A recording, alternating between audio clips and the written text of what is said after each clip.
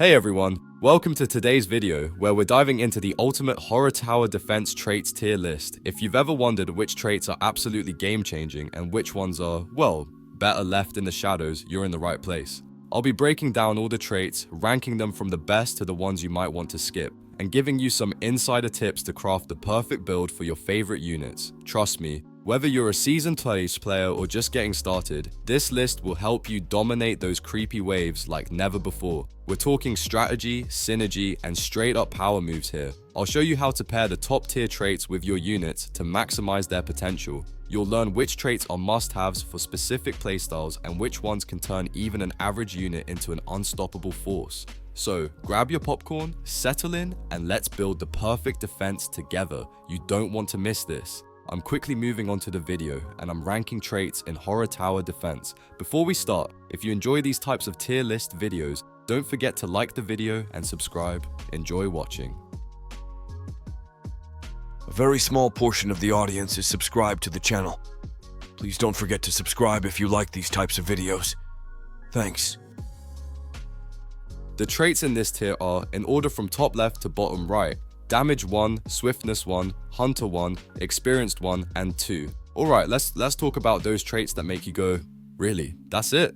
Starting with Damage 1. Sure, it gives you a 10% boost in damage, and at first glance, that might sound pretty solid. But trust me, unless you're brand new to horror tower defense and still figuring out how to place traps, this one just doesn't cut it. You're better off re-rolling for something that actually packs a punch, or, actually feels like it makes a difference. Now, let's not forget Swiftness 1, reducing cooldowns by 5%. Honestly, I've had lunch breaks that felt faster. Cooldowns are already a manageable part of the game once you get the hang of it, so investing in this trait is like spending your paycheck on bubblegum. It's just not worth it.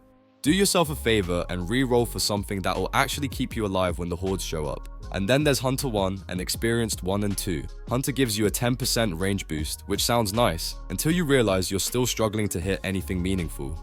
As for Experienced, the XP boost is okay early on, but past those first few matches, it's like trying to speedrun mediocrity. If you're not a complete newbie, toss these in the bin and re-roll for traits that will carry you through the chaos. Your future self will thank you when you're not getting absolutely swarmed by nightmare fuel monsters.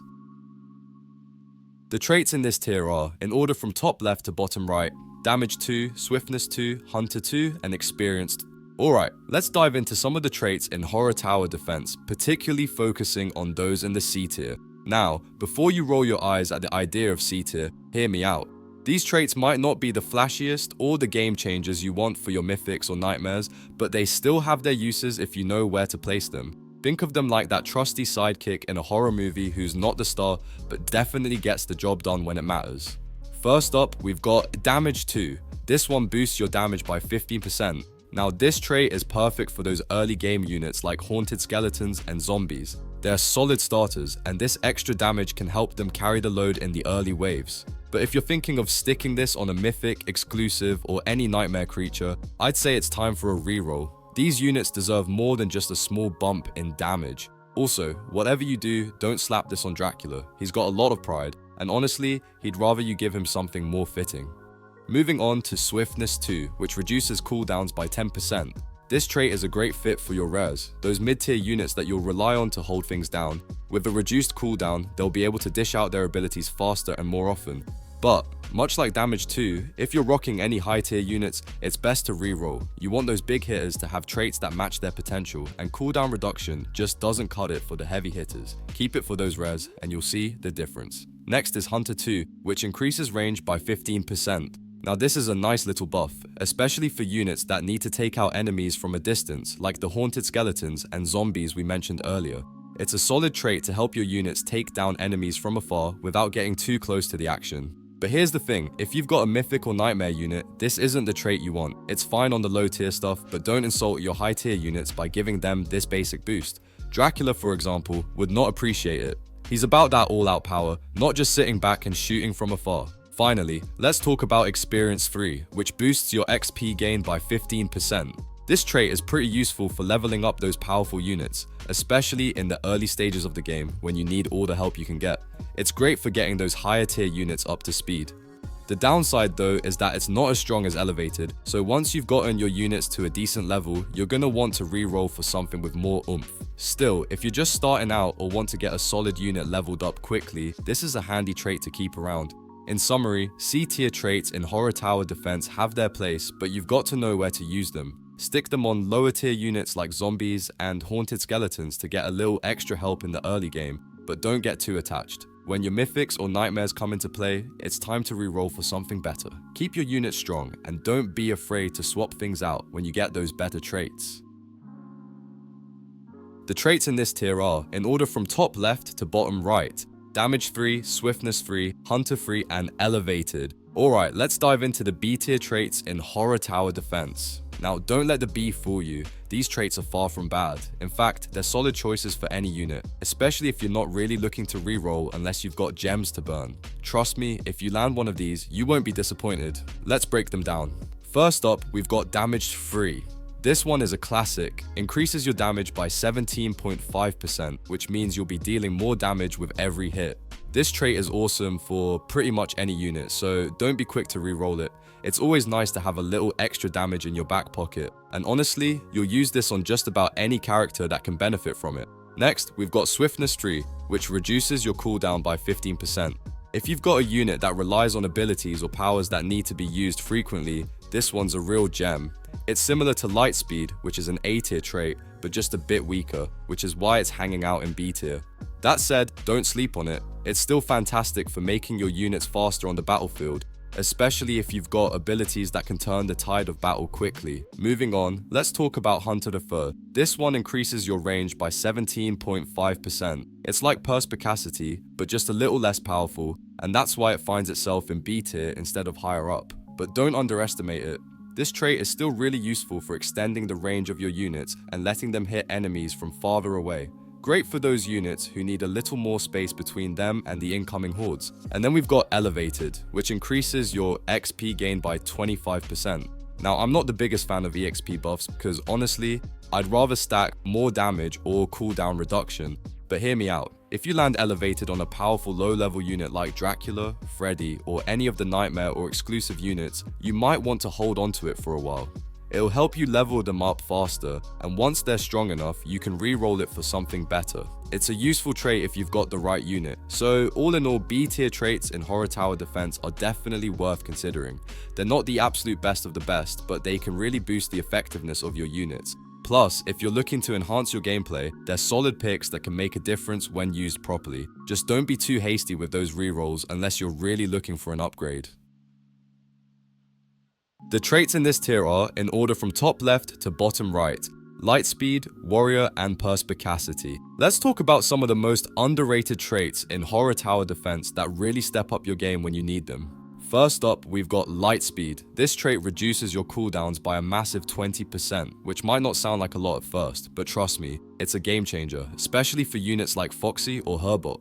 If you're playing with units that have slow attack speeds, this trait can drastically increase your damage per second. It's like giving them a turbo boost, making them far more effective at taking down those tough enemies. And the best part? You don't even have to think twice about re-rolling it. Just equip it and let your units go wild. Next up, we have Warrior, which increases your unit's damage by 25+. Now, I know what you're thinking. 25% doesn't sound like much, but when you pair it with units like Puppet or Burn Trap, who may not have the highest damage output on their own, it makes a huge difference. It's like giving those units a much needed power up to help them compete against the big boys. But here's the thing, this trait isn't just for low damage units. If you slap it on any high DPS AoE unit, you're going to see some serious results. You'll be deleting waves of enemies before they even get close to your defenses. Then there's Perspicacity, which increases your unit's range by 25%. It's like giving your units a pair of binoculars so they can see further and hit enemies from a distance. This is especially handy for units with powerful abilities that rely on range. Take Slasher or Golden Slasher for example. These units can dish out some seriously devastating AoE stuns, but they really need to be in the right position to hit those sweet spots. By boosting their range, you ensure they're catching all the enemies in their radius and making the most out of their abilities.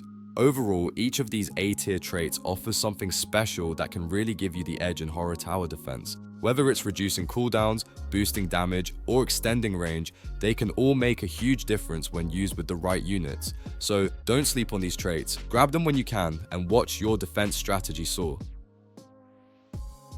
The traits in this tier are, in order from top left to bottom right, godly and ethereal. Alright, let's dive into one of the most exciting parts of horror tower defense, the traits. And no, we're not talking about the basic stuff you can just slap on your units. We're talking about those god tier traits that make your units nearly unstoppable. If you've played the game for any amount of time, you've probably seen these two absolute monsters, godly and ethereal. These traits aren't just good, they're game changing. First off, let's talk about godly. This is the trait you want to pray for when you're rolling for a new unit. It gives you plus 75% damage, 35% cooldown, and 25% range. Yes, you heard that right. 75% extra damage. That's not a little bonus, that's a game-breaking buff. Imagine slapping this on a unit like Dracula or Golden Freddy. You're practically set for the rest of your life in this game. Trust me, if you get this trait, do not reroll. Hold on to it like your life depends on it. Now, I know what you're thinking. Godly sounds so OP, how could anything come close? Well, that's where ethereal comes in.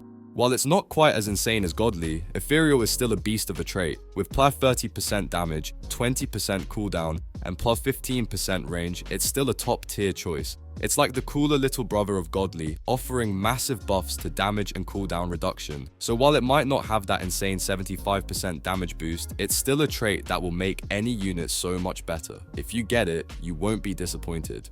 Here's the kicker though. If you've got a unit with either of these traits, you're pretty much golden for most of the game. Godly might be the ultimate jackpot, but don't sleep on ethereal. Both traits make your units perform at their peak, and when you combine them with powerful heroes like Dracula or Golden Freddy, you'll be steamrolling through waves like it's nothing. So, if you're lucky enough to get these traits, just sit back, relax, and watch your enemies get obliterated. The video ends here. See you in another video. Don't forget to subscribe.